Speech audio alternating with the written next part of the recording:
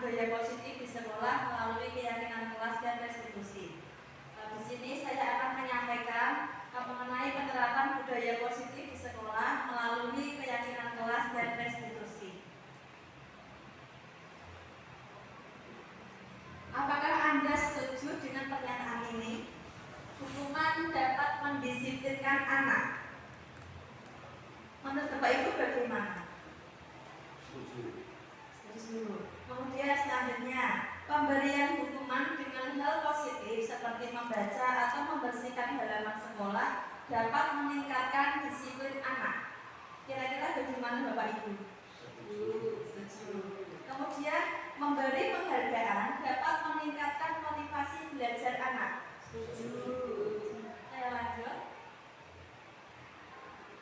Pokok bahasan di sini yaitu disiplin positif dan nilai-nilai kebijakan universal. Kemudian teori motivasi, hukuman dan penghargaan, keyakinan kelas, kebutuhan dasar manusia dan dunia berkualitas, restitusi 5 posisi kontrol, restitusi segitiga restitusi. Nah, kontrol diri. Ada A dan B, Anda dan teman Anda. Sobeklah secari kertas kecil, tuliskan benda atau sesuatu yang sangat berharga untuk Anda.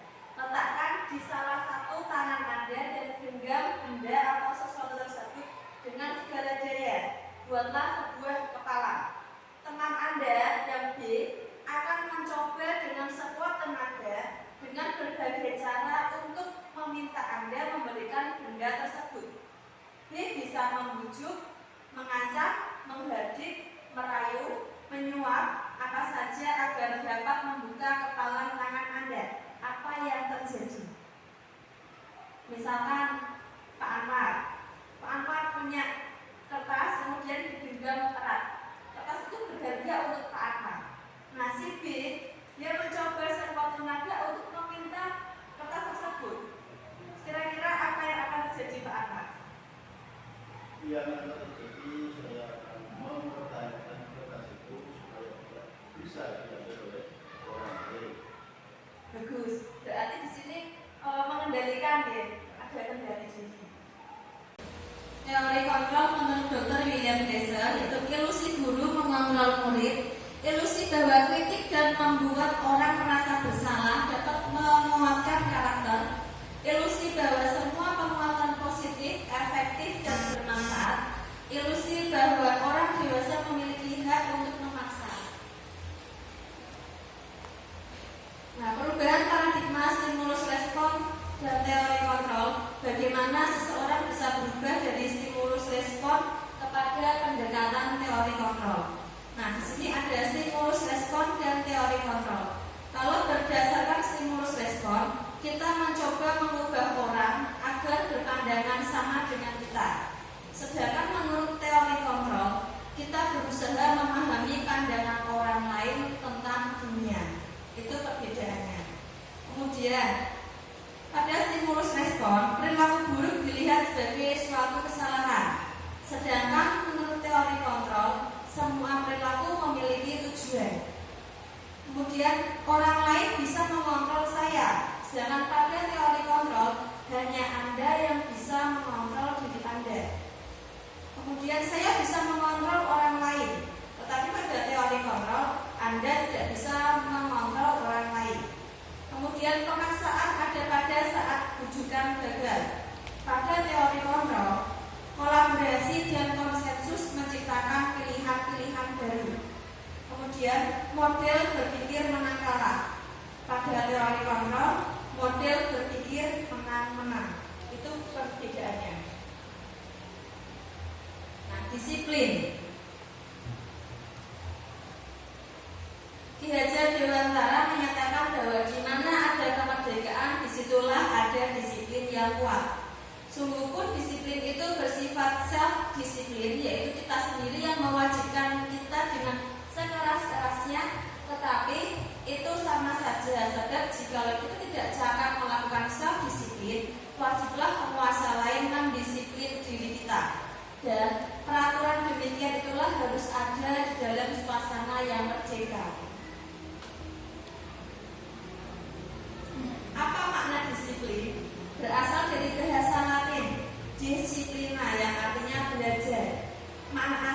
kata ini berkonotasi dengan disiplin diri dari murid-murid Sokrates dan Plato.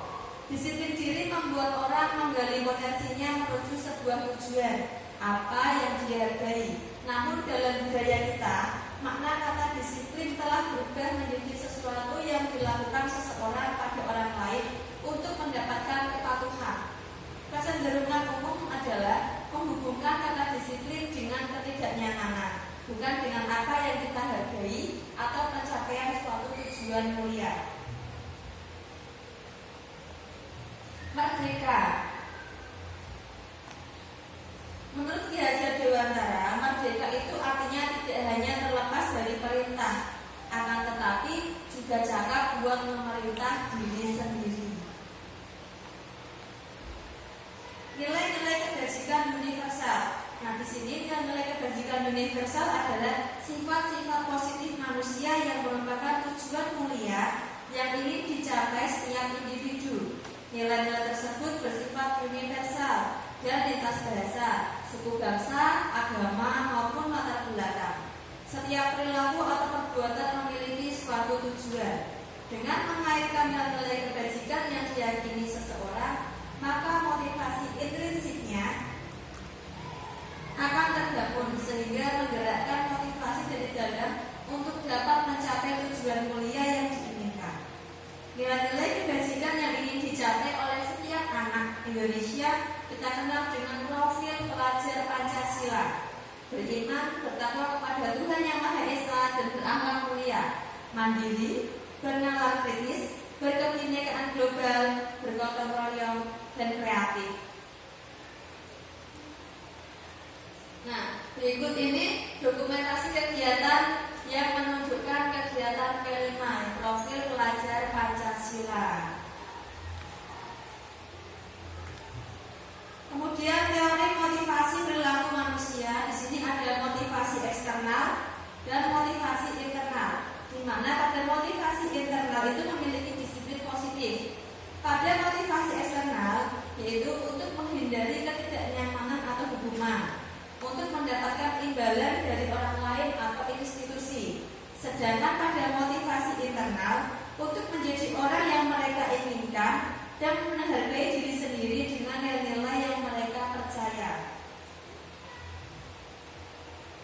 Apa itu restitusi? Mungkin di sini Bapak Ibu sudah pernah melakukan restitusi. Nah, restitusi adalah proses menciptakan kondisi bagi murid untuk memperbaiki kesalahan mereka, sehingga mereka bisa kembali pada kelompok mereka dengan karakter yang lebih kuat. Restitusi juga merupakan proses kolaboratif yang mengajarkan murid untuk mencari solusi untuk masalah mereka dan membantu murid berpikir tentang orang seperti apa yang mereka inginkan, kemudian tujuan mulia dan bagaimana mereka harus memperlakukan orang lain. Nah, ciri-ciri restitusi di sini yaitu bukan untuk menebus kesalahan, namun untuk belajar dari kesalahan, memperbaiki hubungan, tawaran bukan paksaan. Restitusi menuntun untuk melihat ke dalam diri. Nah, restitusi juga mencari kebutuhan dasar yang mendasari tindakan. Restitusi diri adalah cara yang paling baik. Restitusi fokus pada karakter, bukan tindakan. Restitusi fokus pada solusi. Restitusi mengembalikan murid yang berbuat salah pada kelompoknya. Nah, di sini ada identitas gagal dan identitas sukses. Identitas gagal di situ yaitu hukuman, sedangkan identitas sukses ada disiplin. Disiplin juga ada dua, konsekuensi dan restitusi. Identitas gagal untuk hukuman contohnya, murid atau anak belajar menyembunyikan kesalahan. Sedangkan pada konsekuensi, murid atau anak belajar taat peraturan. Pada restitusi, murid atau anak belajar memecahkan masalah. Kemudian pada hukuman, dampak pada murid yaitu akan marah-marah, merasa bersalah, rendah diri, mengasihkan diri, tiba-tiba tidak diharapkan atau sangat melukai. Sedangkan pada konsekuensi, kehilangan hak, waktu jeda seorang diri, penahanan sudah diketahui masuk akal.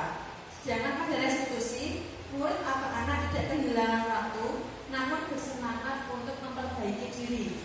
Kemudian berupa undangan untuk mengadakan restitusi. Pada hukuman yaitu dibuat oleh guru, sehingga menyakitkan. Guru menjalani konsekuensi dengan menyalahkan, mengkritik, menyindir, merendahkan. Sedangkan pada konsekuensi, membantu guru menyatakan peraturan, melakukan peringatan, dan menerapkan konsekuensi. Sedangkan pada restitusi, menguatkan, guru menyebutkan keyakinan kelas, membimbing kerangka acuan berpikir restitusi murid atau anak. Menurut Al-Fiqh, mengemukakan baik penghargaan maupun hukuman adalah cara-cara mengontrol perilaku seseorang yang menghancurkan potensi untuk pembelajaran yang sesungguhnya. Menurut Kon, secara ideal tindakan belajar itu sendiri adalah penghargaan sesungguhnya. Mengapa tidak peraturan saja? Mengapa harus keyakinan kelas? Nah, di sini perbedaan antara peraturan dan keyakinan. Mengapa kita memiliki peraturan harus menggunakan helm bila mengendarai kendaraan roda 2? Mengapa kita memiliki peraturan 3M, menggunakan masker, mencuci tangan, dan menjaga jarak? Mengapa kita memiliki peraturan harus datang tepat waktu pada saat mengikuti pelatihan? Nah, untuk mendukung motivasi intrinsik, kembali ke nilai-nilai atau keyakinan-keyakinan lebih menggerakkan seseorang dibandingkan mengikuti serangkaian peraturan-peraturan. Nah, di sini biasanya dalam kelas itu kita membuat peraturan kelas. Nah, peraturan kelas itu hanya diikuti oleh anak-anak. Ketika kita membuat peraturan, anak pasti akan mengikuti, ada aturan, tidak boleh kita melanggar, tidak boleh membuang sampah sembarangan. Tetapi ketika di luar kelas, anak bisa membuang sampah sembarangan, bisa saja jadinya tidak tepat waktu. Nah, maka kita akan membuat keyakinan kelas. Keyakinan kelas itu berisi nilai-nilai kebajikan yang diyakini oleh anak-anak, sehingga baik di dalam kelas maupun di luar kelas, anak tetap menggunakan keyakinan itu. Mau dimanapun mereka akan tetap disiplin, mau dimanapun mereka akan tetap tanggung jawab. Nah, dari keyakinan kelas akan membentuk lingkungan yang positif. Ketika sudah terjalin lingkungan yang positif, maka akan menjadi budaya positif. Yang mana yang merupakan keyakinan kelas? Mengapa? Nah, di sini ada juga kesepakatan kelas dan keyakinan kelas. Pada kesepakatan kelas yaitu datang tepat waktu, mengucapkan salam. Sedangkan pada keyakinan kelas, kami guru dan murid yang saling menyayangi. Pada kesepakatan kelas, menjaga kebersihan kelas, berdoa sebelum dan sesudah kegiatan, aktif dalam pembelajaran, kemudian tertib. Sedangkan pada keyakinan kelas, kami murid yang semangat belajar, kami murid yang peduli dengan teman-teman. Nah, di sini ada dokumentasi pembuatan kesepakatan kelas bersama murid kelas 3, karena saya mengajar di kelas 3. Sehingga terdapat kesepakatan kelas di mana yang menuliskan itu adalah anak-anak itu sendiri. Kemudian nanti dijadikan keyakinan kelas. Di sini perbedaan mengenai peraturan dan keyakinan kelas. Nah, kalau peraturan selalu kembalikan buku ke tempatnya. Pada keyakinan kelas berarti di situ anak akan belajar untuk bertanggung jawab. Pada peraturan kelas dilarang mengganggu orang lain. Sedangkan pada keyakinan kelas kita harus belajar menghargai orang lain. Nah, pada peraturan hadir di sekolah 15 menit sebelum pembelajaran dimulai. Pada keyakinan kelas kita menghormati orang lain, berkomitmen. Pada peraturan dilarang melakukan kekerasan. Pada keyakinan kelas, keselamatan, kemudian menghargai orang lain. Dilarang menggunakan narkoba. Pada keyakinan kelas berarti itu kesehatan. Gunakan masker berarti pada keyakinan kelas yaitu kesehatan, dan keselamatan. Jangan berlari di kelas atau di koridor. Pada kegiatan kelas yaitu untuk keselamatan dan keamanan. Nah, di sini dihukum oleh penghargaan. Penghargaan menurunkan kualitas, penghargaan mematikan kreativitas, dan penghargaan mengurangi motivasi intrinsik. Tindakan guru termasuk hukuman atau konsekuensi. Mencatat 100 kali di dalam buku kalimat, "Saya tidak akan terlambat lagi karena terlambat ke sekolah." Itu termasuk hukuman. Kemudian, lari mengelilingi lapangan basket 2 kali karena terlambat hadir di sekolah, juga termasuk hukuman. Murid diminta untuk push up 15 kali karena tidak menggunakan masker ke sekolah, termasuk hukuman. Menggantikan kertas tugas teman yang telah dicoret-coret, konsekuensi. Membersihkan tumpahan air di meja tulis karena tersenggol pada saat belajar, konsekuensi. Murid disuruh untuk mengenakan sepatu seharian di sekolah karena tidak mengenakan sepatu hitam, hukuman. Lari mengelilingi lapangan basket 2 kali karena terlambat 10 menit untuk pelajaran PJOK, termasuk konsekuensi. Hukuman dan konsekuensi.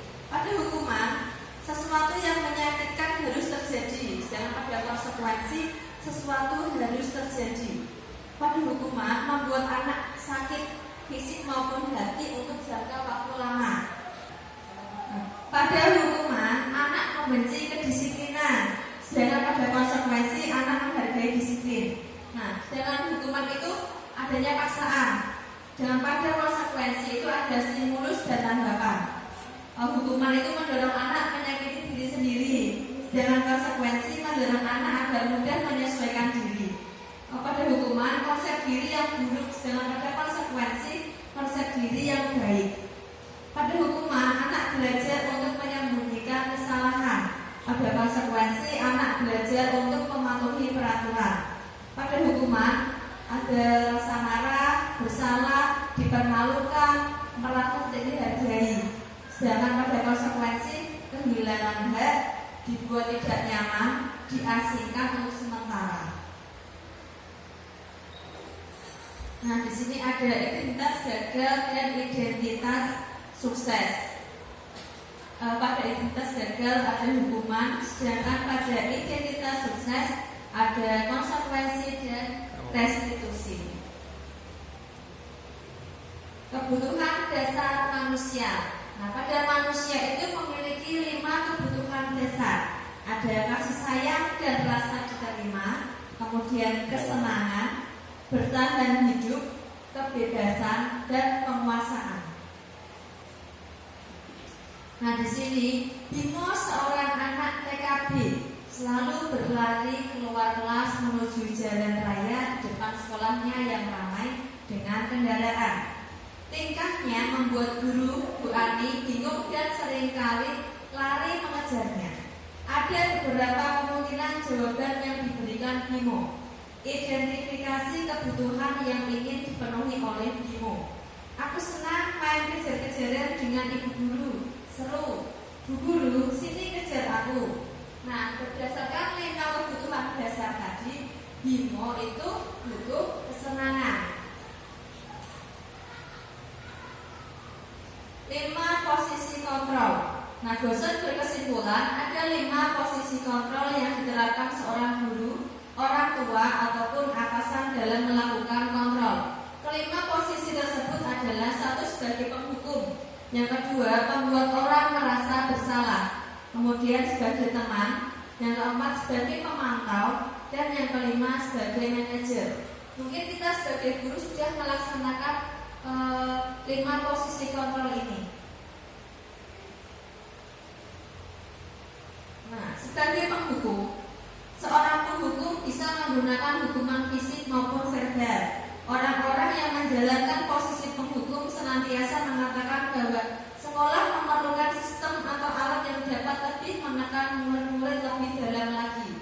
Guru-guru yang menerapkan posisi penghukum akan berkata, "Patuhi aturan saya," atau "Awas, kamu selalu saja saja salah. Selalu, pasti selalu yang terakhir selesai.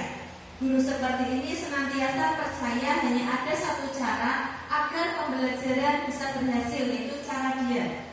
Penghukum biasanya menggunakan nada tinggi, bahasa tubuh, mata melotot, dan jari menunjuk-nunjuk menghardik.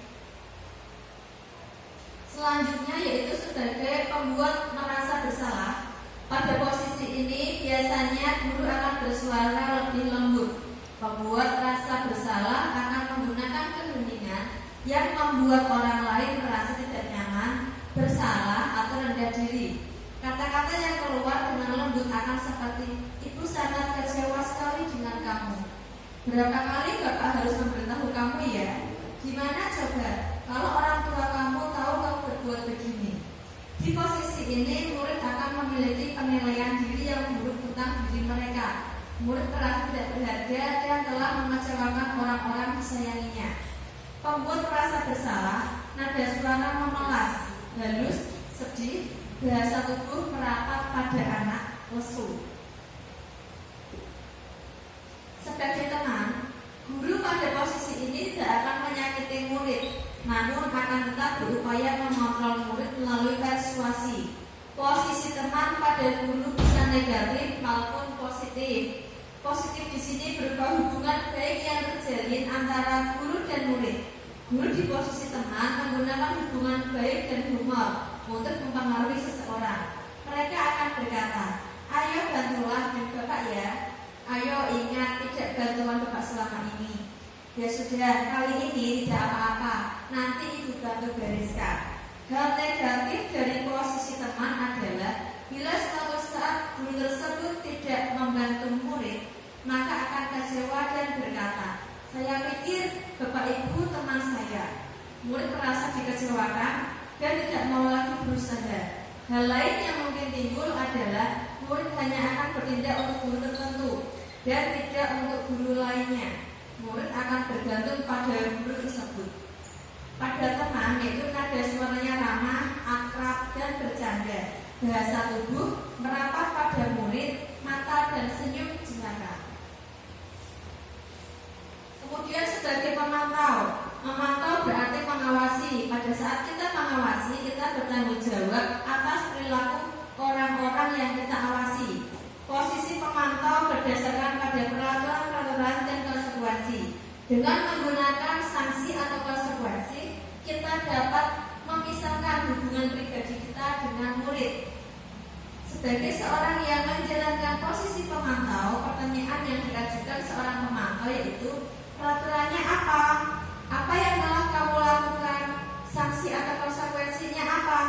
Seorang pemantau sangat mengandalkan perhitungan, catatan, data yang dapat digunakan sebagai bukti atas perilaku seseorang.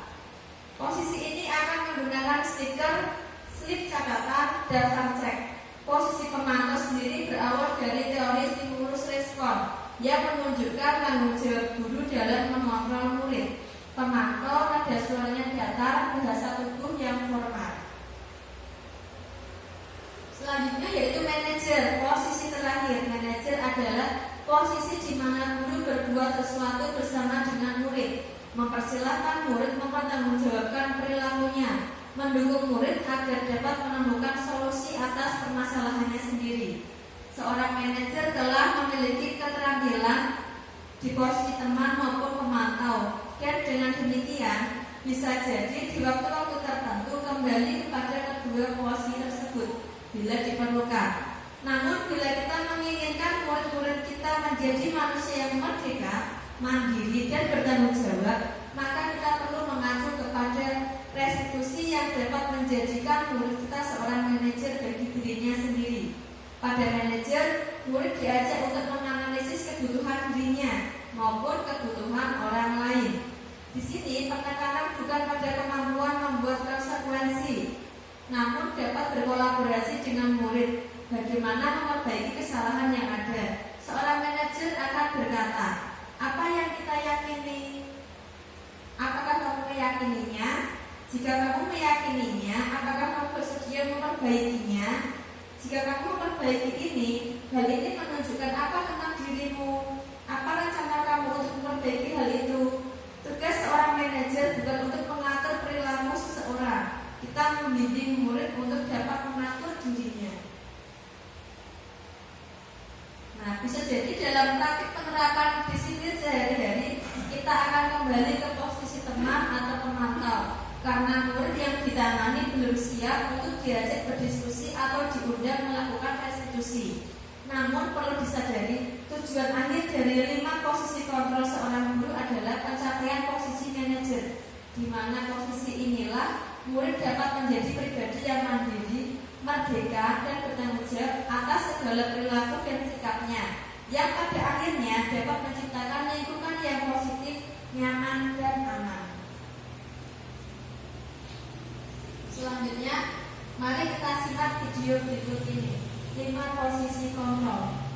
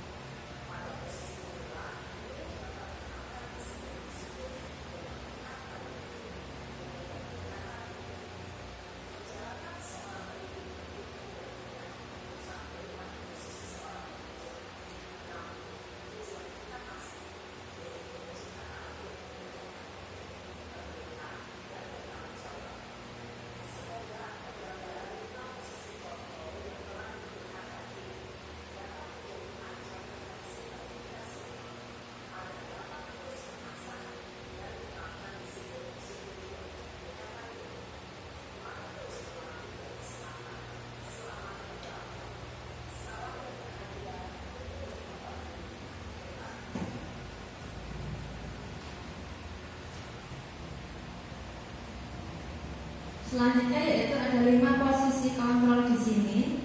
Sebagai penghukum, membuat orang merasa bersalah, sebagai teman, sebagai pemantau, dan sebagai manajer. Nah, contohnya, guru berkata pada seorang penghukum, yaitu akan menghardik, menunjuk-nunjuk, menyakiti, dan menyindir. Sedangkan pembuat orang merasa bersalah akan berceramah dan mengatakan, seharusnya ibu kecewa. Kalau sebagai teman itu akan membuatkan alasan-alasan untuk muridnya. Pada pemantau yaitu menghitung dan mengukur. Sedangkan pada manajer itu mengajukan pertanyaan-pertanyaan.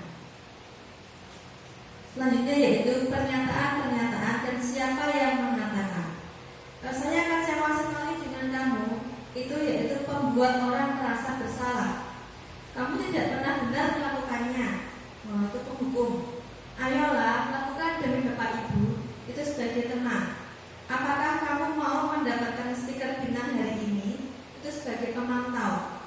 Bagaimana kamu bisa menyelesaikan masalah ini? Itu sebagai manajer. Kamu selalu yang paling terakhir. Itu sebagai penghukum.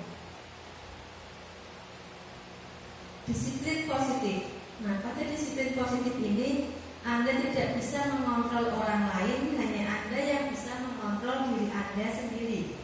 Kemudian semua perilaku memiliki tujuan. Ada model berpikir menang-menang, kolaborasi, dan konsensus menciptakan pilihan-pilihan baru. Kemudian realitas kita berbeda. Kita berusaha memahami pandangan orang lain tentang dunia. Setiap orang memiliki gambaran yang berbeda. Kemudian ada 5 kebutuhan dasar manusia. Ada penguasaan, kasih sayang, dan rasa diterima, kesenangan, kebebasan. Kemudian segitiga restitusi yaitu ada menstabilkan identitas, validasi tindakan, menanyakan keyakinan.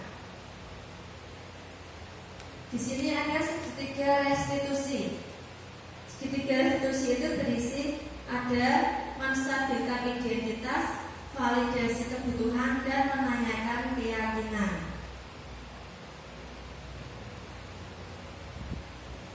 Nah, demikian materi yang dapat saya sampaikan. Semoga bermanfaat bagi Bapak Ibu semuanya. Terima kasih. Mohon maaf jika ada kata-kata yang kurang berkenan di hati Bapak Ibu semuanya. Assalamualaikum warahmatullahi wabarakatuh. Waalaikumsalam warahmatullahi wabarakatuh.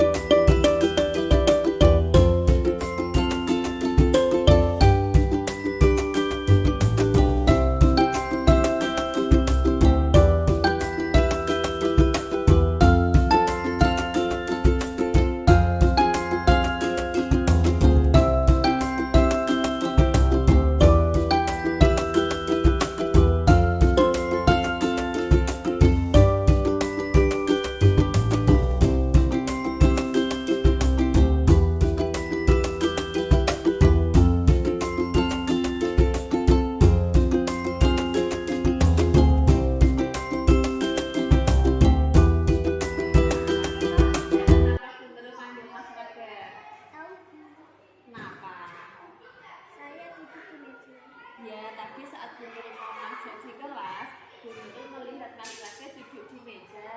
Benar atau salah? Kalau boleh tahu, kenapa Mas Raffi duduk di meja?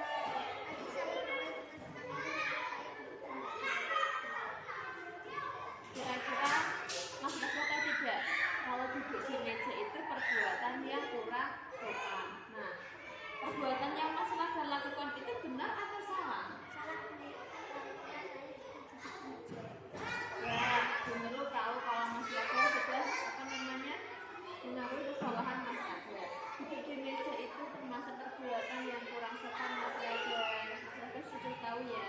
Nanti kalau Mas Raffi duduk di meja, ada teman yang melihat, ini bisa ikut-ikutan juga duduk di meja. Kira-kira apa kesalahan yang sudah Mas Raffi lakukan? Masih ingat apa tidak keyakinan kelas kita Mas Raffi?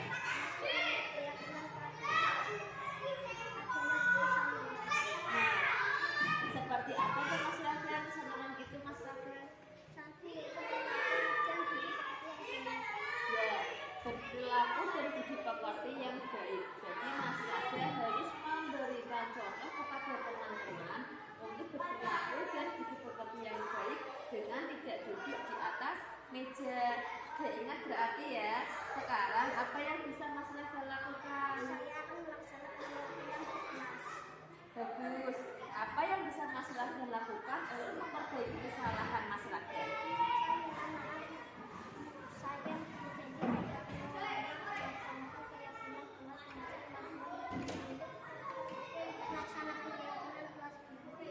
Bagus.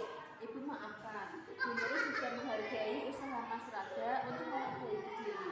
Besok Bu Nurul akan ingat ya tendangannya ya Mas Raffi. Sama-sama Mas Raffi.